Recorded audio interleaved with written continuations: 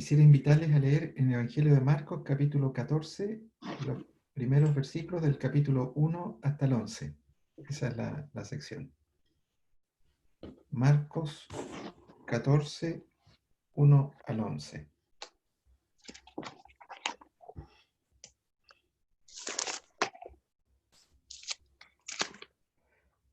Dos días después era la Pascua y la fiesta de los panes sin levadura, y buscaban los principales sacerdotes y los escribas cómo prenderle por engaño y matarle.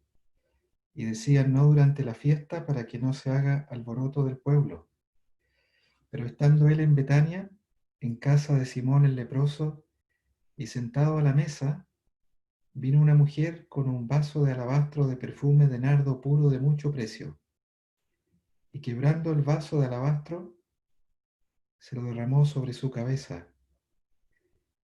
Y hubo algunos que se enojaron dentro de sí y dijeron: ¿para qué se ha hecho este desperdicio de perfume? La expresión que se traduce aquí, que se enojaron dentro de sí, eh, se puede traducir también: pero algunos de los presentes dijeron indignados unos a otros: ¿para qué este desperdicio? O sea, no necesariamente dentro de sí, sino que es algo que dijeron unos a otros. Porque podía haberse vendido por más de 300 denarios y haberse dado a los pobres, y murmuraban contra ella. No fue solo dentro de sí, porque el Señor la defendió y les dijo: dejadla, ¿por qué la molestáis? Buena obra me ha hecho. Siempre tendréis a los pobres con vosotros, y cuando queráis les podréis hacer bien, pero a mí no siempre me tendréis. Esta ha hecho lo que podía, porque se ha anticipado a ungir mi cuerpo para la sepultura. De cierto os digo que donde quiera que se predique este evangelio, en todo el mundo, también se contará lo que ésta ha hecho, para memoria de ella. Entonces Judas Iscariote, uno de los 12, fue a los principales sacerdotes para entregárselo. Ellos al oírlo se alegraron y prometieron darle dinero, y Judas buscaba oportunidad para entregarle. Quisiera entonces eh, mencionarles como introducción que este pasaje que acabamos de leer es un nuevo sándwich literario en el Evangelio de Marcos. Un sándwich literario son dos historias entrelazadas. Hay una historia externa y una historia interna. Eh, Como ilustración, hay un sándwich chileno que se llama barro jarpa. El barro jarpa son usualmente 12 panes de molde, entre medio jamón y queso derretido. ¿Ah?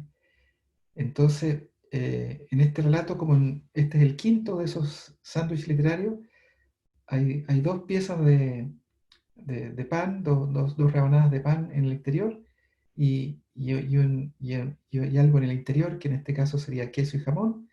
Y entonces en el pasaje, la historia exterior que corresponde a los panes de molde es la de los principales sacerdotes, que buscan primero cómo prender en secreto a Jesús, al comienzo del capítulo donde leímos los primeros dos versículos, y en los últimos dos versículos se alegran de haber encontrado la forma de prender en secreto a Jesús y ofrecen pagar dinero a Judas Iscariote.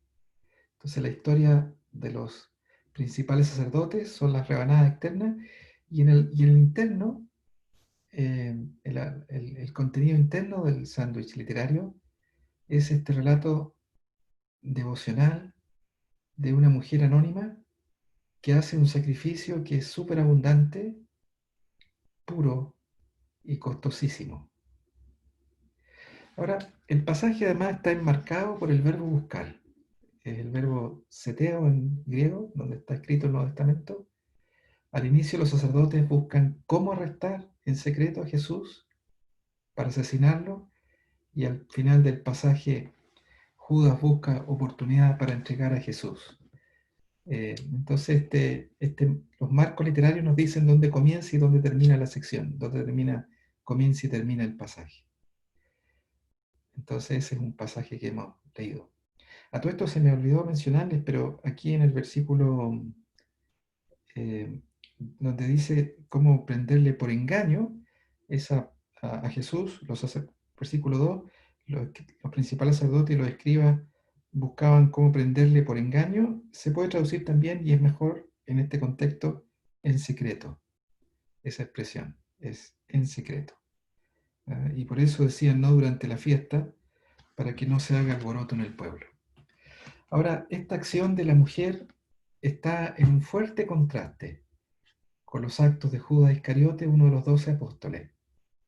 La mujer hace una ofrenda costosísima a Jesús, evaluada en más de 300 denarios por los que estaban presentes, mientras que Judas vende a Jesús por dinero. El Evangelio de Marcos no nos da la suma de dinero que Judas obtuvo por vender a su maestro, pero el Evangelio de Mateo nos dice que fueron 30 piezas de plata. La mujer hace una ofrenda al Señor por más de 300 monedas de plata, porque el denario era una moneda de plata. Pero Judas vende a Jesús por menos de la 10ª parte de la ofrenda de la mujer, 30 piezas de plata, 30 contra más de 300. La mujer es una discípula genuina y su contraste con Judas nos muestra el contraste entre un discípulo genuino de Jesús y un discípulo falso, un apóstata, como Judas, que fue el primer apóstata del cristianismo. Y las epístolas del Nuevo Testamento posteriormente contrastan creyentes genuinos con falsos maestros, y con frecuencia lo hacen por su actitud hacia el dinero.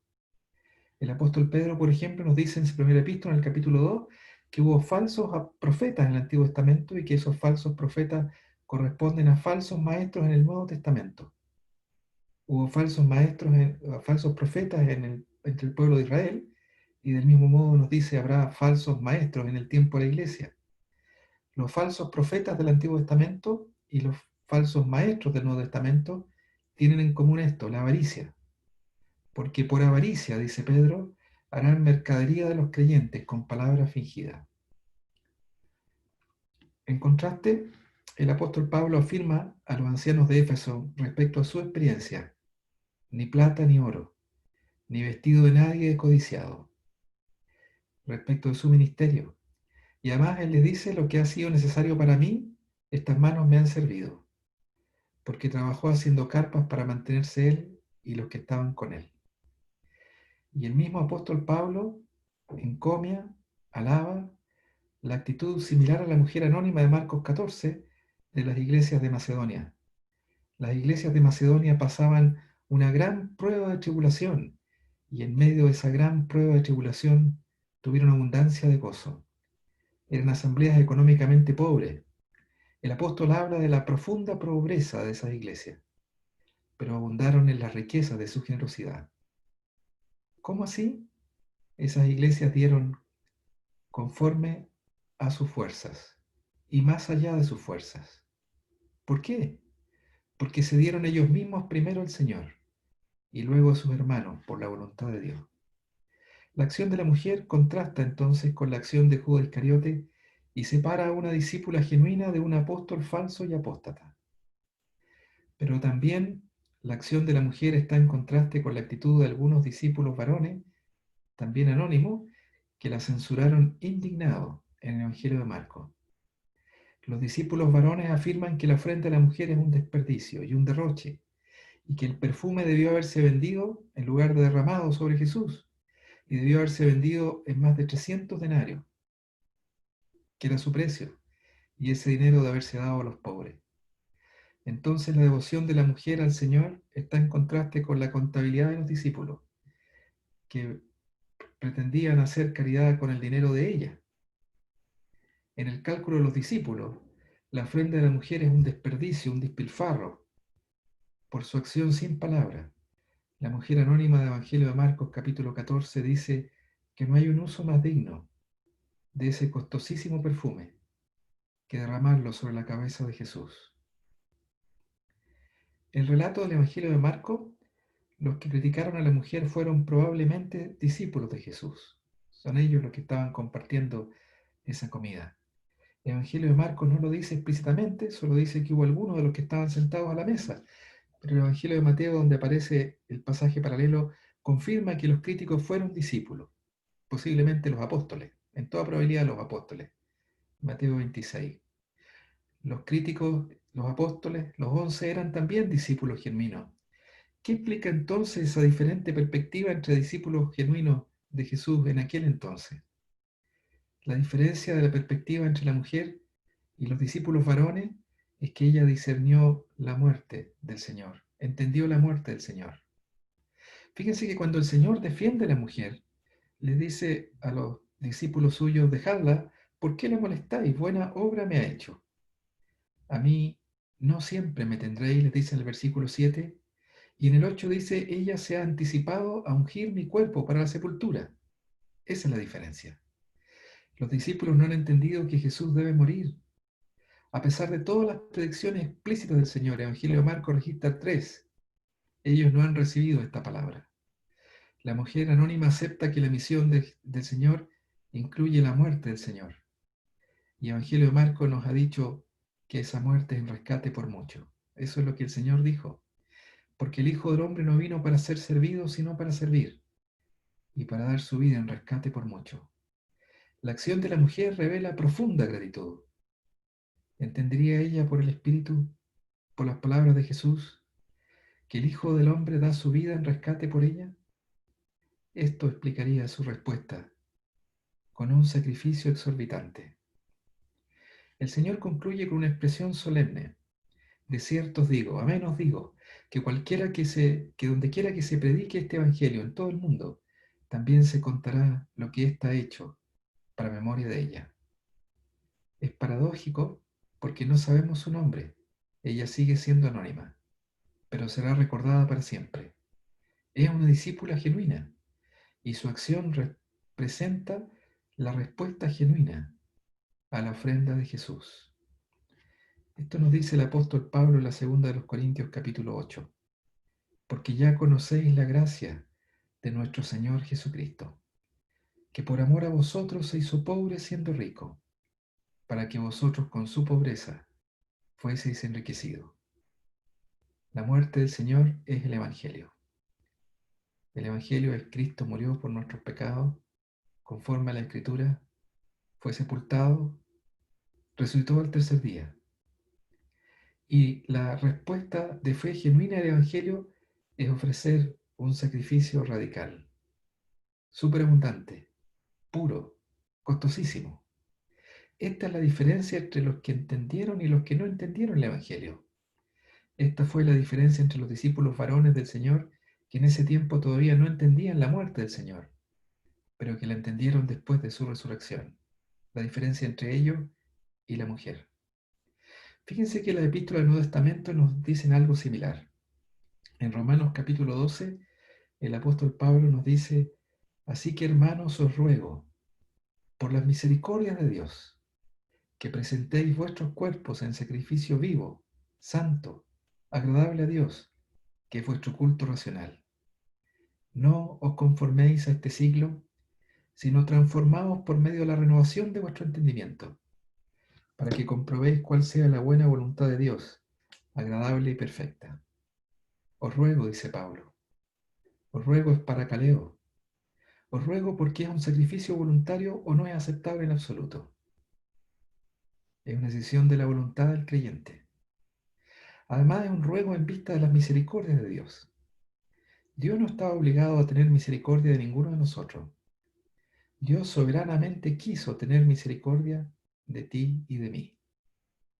En Romanos 9, esa misma epístola, el Señor dice, el apóstol Pablo cita las palabras de Dios en el Antiguo Testamento, donde Dios dice, tendré misericordia del que yo tenga misericordia, y me compadeceré del que yo me compadezca.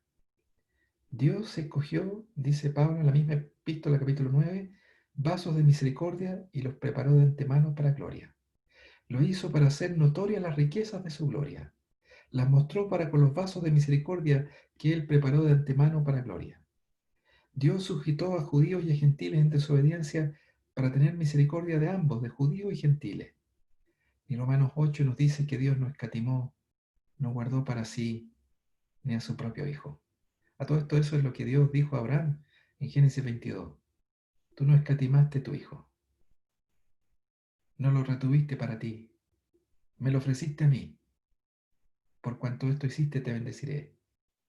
Y Romanos 8 nos dice que Dios nos dio libremente a su hijo y que nos dará también con su hijo todas las cosas. Dios se da a sí mismo, a su pueblo. Les cito Romanos 8. Sabemos que a los que aman a Dios todas las cosas les ayudan a bien, esto es, a los que conforme a su propósito son llamados, porque los que antes conoció también los predestinó para que se fuesen hechos conforme a la imagen de su Hijo, para que Él sea el primogénito entre muchos hermanos. Y a los que predestinó, a estos también llamó, y a los que llamó, a estos también justificó,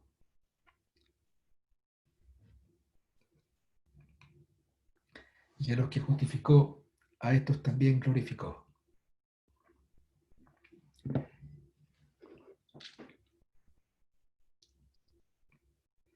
¿Qué pues diremos a esto? Si Dios es por nosotros, ¿quién contra nosotros? El que no escatimó ni a su propio Hijo,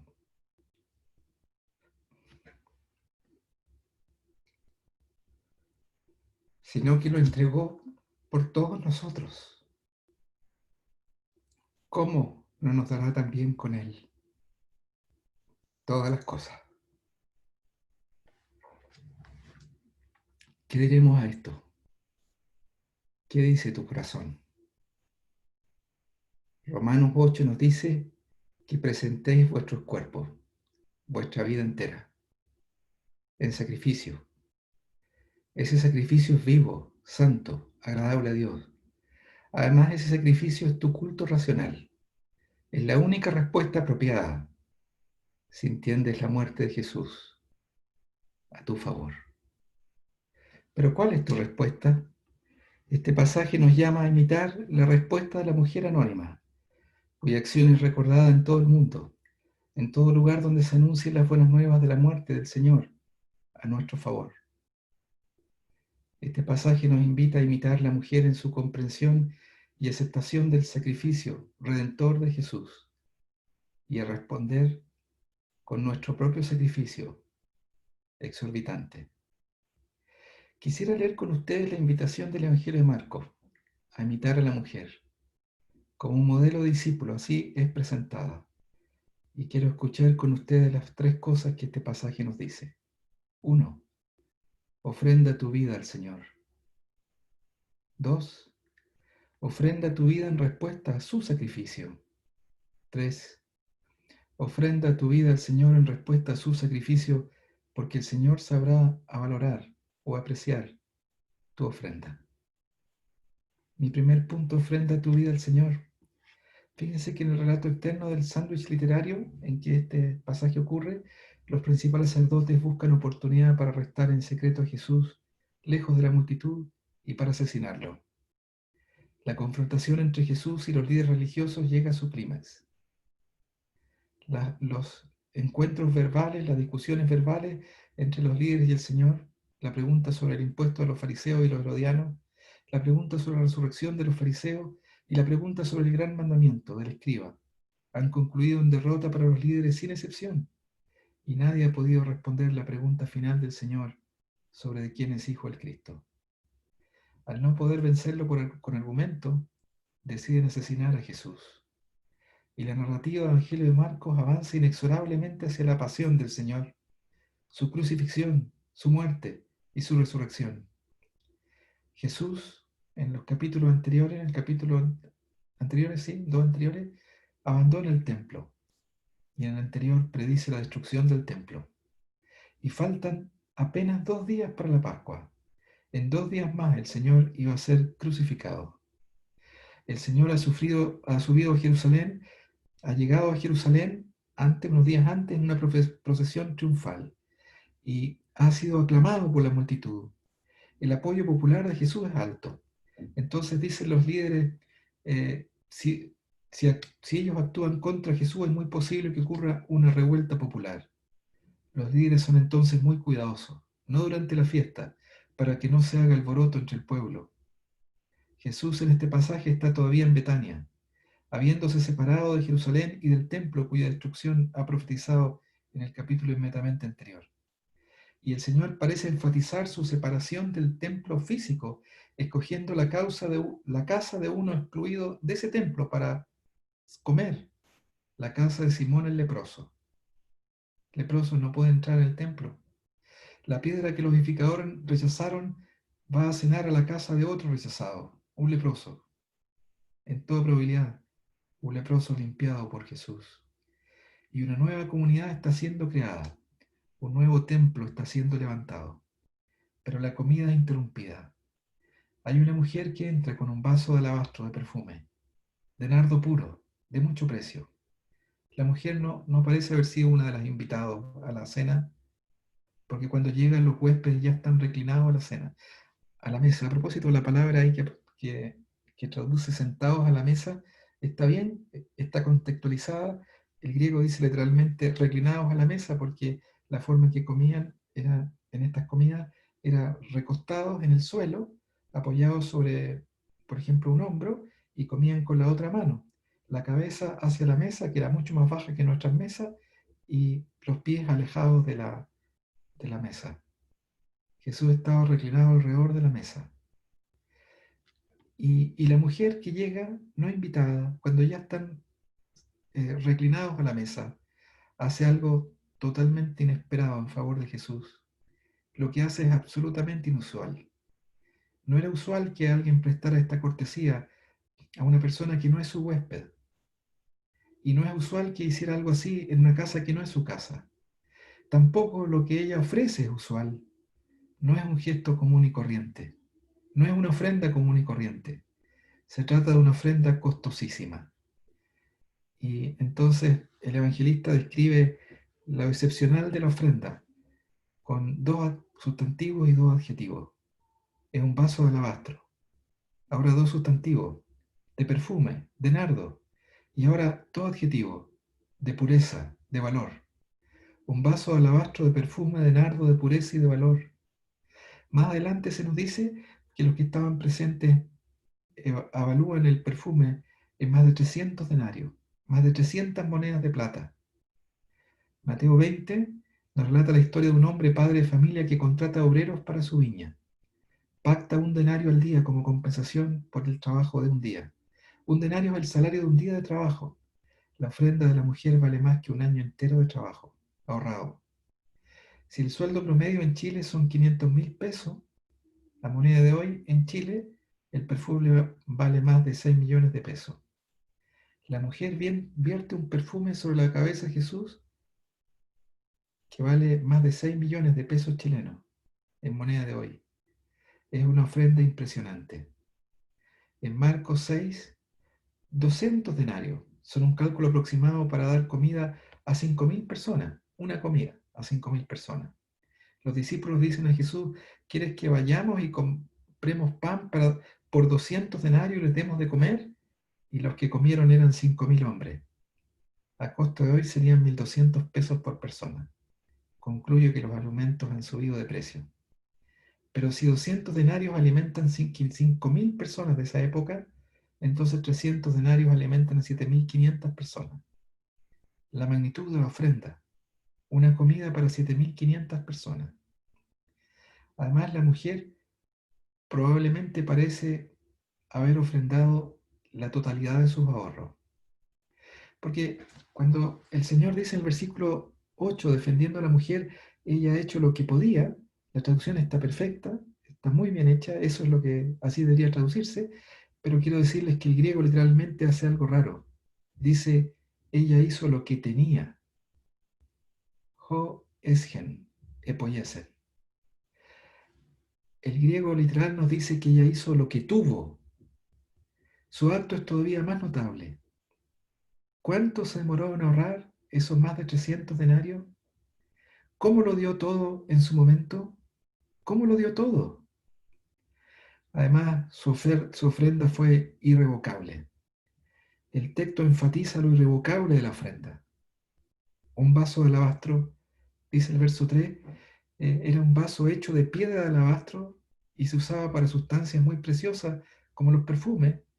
Este perfume, si era de nardo, probablemente era importado de la India y por eso era tan costosísimo. Ese vaso de alabastro usualmente tenía un cuello largo que estaba sellado y tenía que ser roto para que el contenido pudiera ser usado. La mujer rompe el vaso, derrama el contenido entero sobre la cabeza de Jesús. Marcos es el único de los evangelios que nos dice que rompió el vaso. La ruptura del vaso nos habla de lo irrevocable de la ofrenda. La ofrenda devota de la mujer es, además, superabundante. La totalidad del contenido, pura. La calidad del nardo, costosísima. Más de un año de ingreso ahorrado. Y este pasaje que pone aquí este relato de la ofrenda de la mujer y que es anunciado en todo el mundo, donde se anuncia el Evangelio, nos dice, imita tú la ofrenda de la mujer. Ofrenda tu vida al Señor.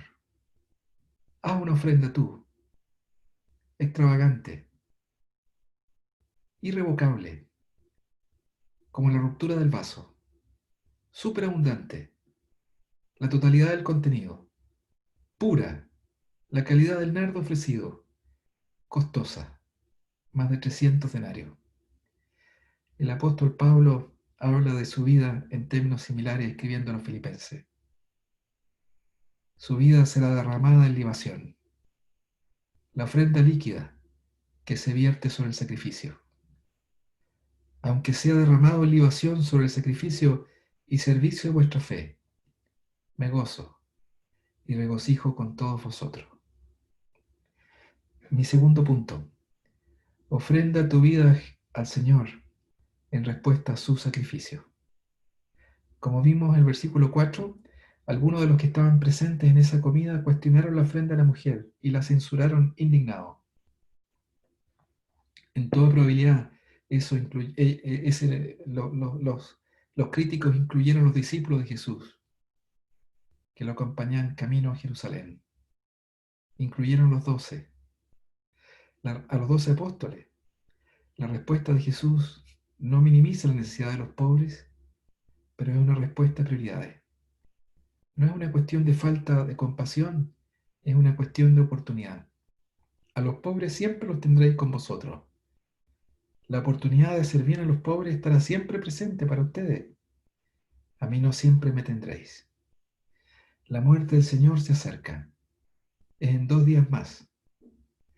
Y aunque esta sección no desarrolla el punto, es interesante que en el Antiguo Testamento y en el Nuevo, Jesús es el hombre pobre por excelencia. Es el que se empobreció a sí mismo, siendo infinitamente rico, para enriquecernos infinitamente a nosotros. Y es el cumplimiento de el hombre pobre que aparece en tipo en el libro de los Salmos, porque una y otra vez aparece un hombre pobre y justo. En la misma palabra, en la traducción griega del Nuevo Testamento, pitujos, un hombre pobre y justo, que sufre, pero que será vindicado, y que aparece en los Salmos 22, 35, 41, 69, 109 y en otro. Bienaventurado el que se acuerda del pobre, dice los Salmos. Entonces la acción de la mujer es hecha al pobre por excelencia, que sufre, a Jesús, al que se empobreció a sí mismo para enriquecernos a nosotros.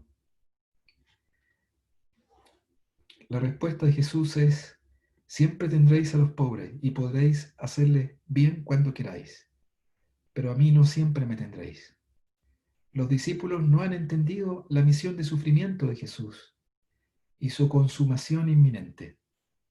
La mujer, en contraste, unge el cuerpo de Jesús para su sepultura, dice el verso 8, y ha hecho lo que tenía, dice el verso 8. Esta expresión, lo que tenía, alude también a otra mujer que es presentada como modelo de discípulo en esta sección última del Evangelio de Marcos, la viuda pobre que dio todo lo que tenía, dio su vida, no tenía dinero para la próxima comida, cuando ofrendó no 300 denarios de plata, sino 2 monedas de cobre, la moneda más chica que había en esa época. Esa viuda pobre no usó un perfume costoso para ungir al Mesías, simplemente 2 monedas de cobre. No ungió al Mesías en su cabeza, sino puso 2 monedas de cobre en el cofre del templo. Pero Jesús usa la misma frase para referirse a los dos, lo que tenía. Dio lo que tenía. Cada uno de ellas dio lo que tenía. La viuda del capítulo 12 y la mujer anónima del capítulo 14. En ambos casos fue la vida de ella la que fue derramada, o la vida de ella la que fue donada. Fue lo que tenían. Los dos sacrificios fueron completos. Ambas dieron lo que tenían. Ambas mujeres eran discípulas genuinas de Jesús. La acción de ungir a Jesús, no para inaugurar el reino, sino para su sepultura, anticipa la muerte del Señor. Los discípulos habían evitado esa muerte, pensar en esa muerte, no entendían esa palabra. Ella ha hecho lo que tenía. La mujer entendió que no siempre me tendréis. El Señor la elogia por ungir su cuerpo para la sepultura. Ella entiende más que ellos la misión de sufrimiento del Señor. Es el Mesías que sufre. Los líderes religiosos planean asesinar a Jesús. Los discípulos no entienden el próximo paso de la misión de Jesús, su muerte. Ninguno de los apóstoles llegó a la conclusión de la mujer, y por ello ninguno llegó a la devoción de la mujer. La devoción de la mujer no dejó lugar para cálculos matemáticos, contables, económicos. Esa mujer es anónima en Marcos. Hay otra mujer que aparece en Juan que unge no la cabeza, sino los pies de Jesús, también en los últimos días de vida del Señor en la tierra. Ahí tenemos su nombre, es María, la hermana de Marta y Lázaro. Pero en Marcos hay un contraste entre un discípulo varón, nombrado Judas, quien entrega al Señor, y esta mujer anónima, no sabemos su nombre, que ungió la cabeza del Señor.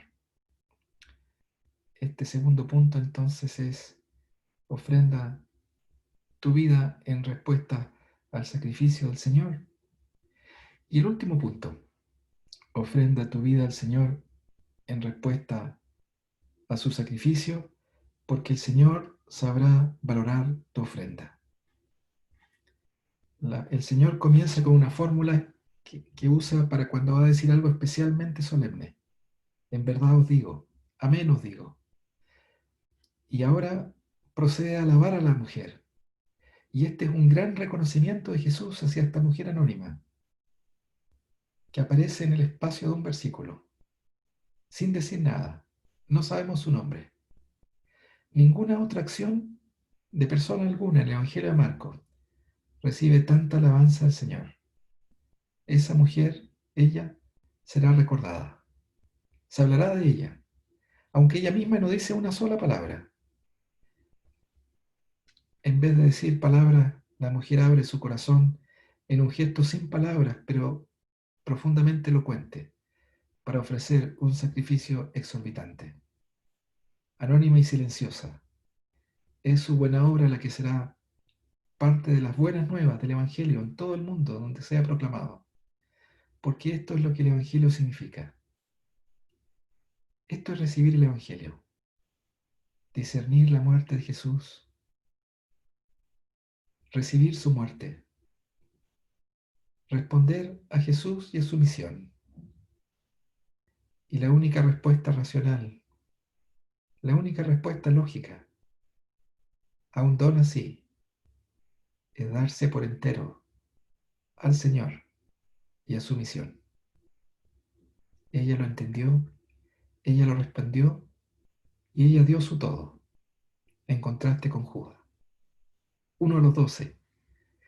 La mención de dinero contrasta la disposición de la mujer a derramar su vida.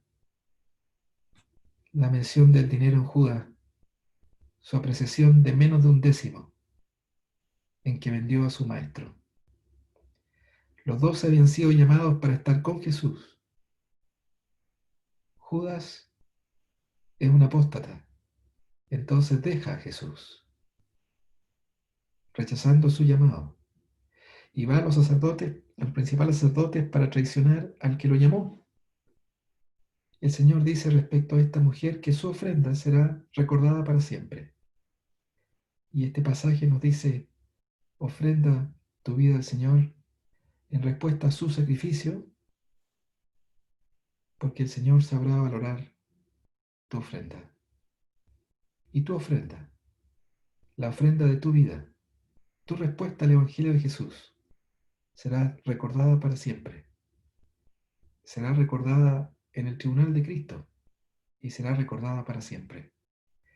Este pasaje nos dice, ofrenda tu vida al Señor en respuesta al sacrificio del Señor, porque el Señor sabrá valorar tu ofrenda.